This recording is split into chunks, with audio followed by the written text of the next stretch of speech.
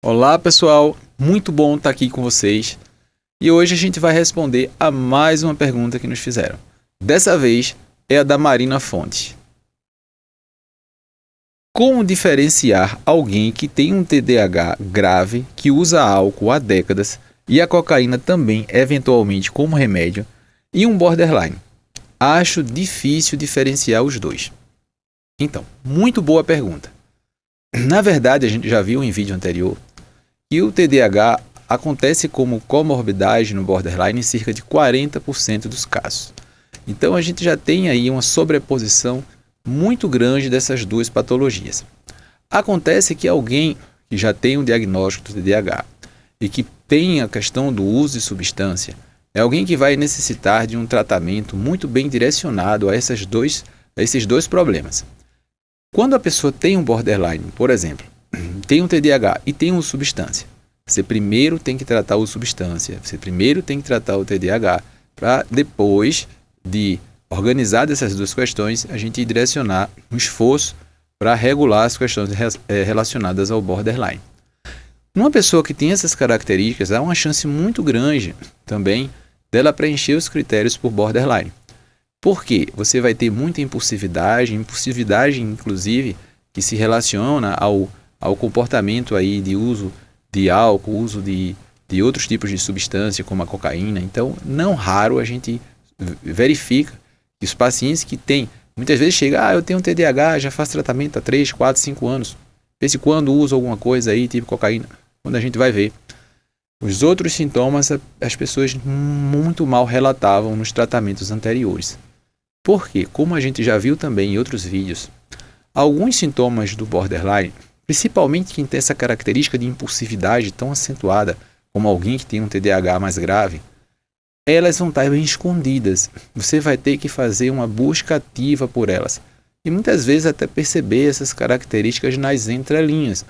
Por exemplo, já acompanhamos pessoas assim com esse perfil, que tem TDAH grave e usa substância, que se você perguntasse assim, você tem medo de rejeição? Você tem medo de abandono? A pessoa ia dizer que não. Mas quando você começa a refinar essa investigação, buscando alguns detalhes nos relacionamentos que a pessoa teve ao longo da vida, a gente identifica claramente que a pessoa tem uma insegurança, que a pessoa tem uma forma de se comportar nos relacionamentos que termina a gente lendo esse medo, esse receio do abandono dentro dessas características, como a questão relacionada aos problemas de identidade, da autoestima. A gente termina verificando na forma da pessoa falar, se referir a esse ou aquele outro episódio de sua vida.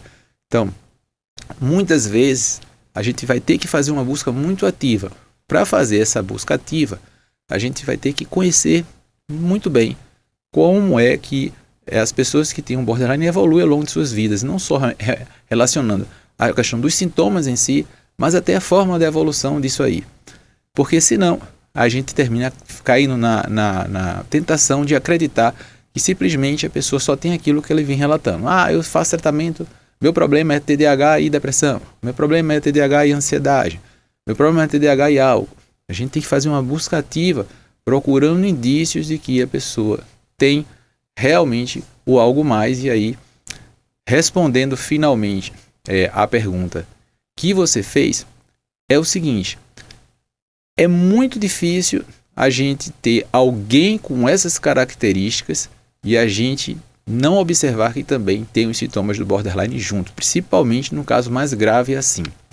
Então, a gente sempre investiga muito quando os pacientes têm esse perfil de funcionamento. E não raro, eu diria até que é muito comum, a gente terminar fechando também o diagnóstico do borderline nesse caso. Então, Marina, você que fez a pergunta, o mais importante é que o tratamento vai ser direcionado para esses comportamentos muito problemáticos que a pessoa tem, né? Porque, por exemplo, a DBT, que é a terapia dialética comportamental, ela não se preocupa nem muito com o diagnóstico. Ela se preocupa nos alvos do tratamento. Então, se você usa álcool, se você usa substâncias como cocaína, você já tem um alvo de tratamento muito bem definido. Seja um TDAH, seja o borderline, você já vai ter que tratar direcionando para esses alvos. Se você tem um TDAH, você já sabe que vai ter que fazer tratamento farmacológico para melhorar o funcionamento do cérebro desse indivíduo. Então, não vai haver conflito, porque mesmo que você não consiga, a princípio, fechar mais esse outro diagnóstico, né, no caso seria o borderline, não tem problema que a estrutura do tratamento vai ser praticamente idêntica.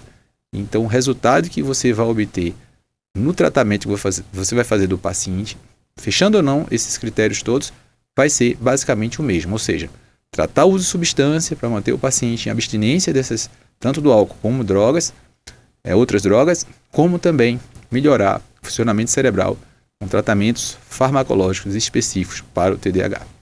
É isso aí, pessoal. Se vocês gostaram aí, não deixa de compartilhar com seus amigos, também não deixa de fazer mais comentários, fazer perguntas, e a gente vai tentar, na medida do nosso conhecimento, aí trazer as informações para vocês, tá bom? Beijo grande para todo mundo.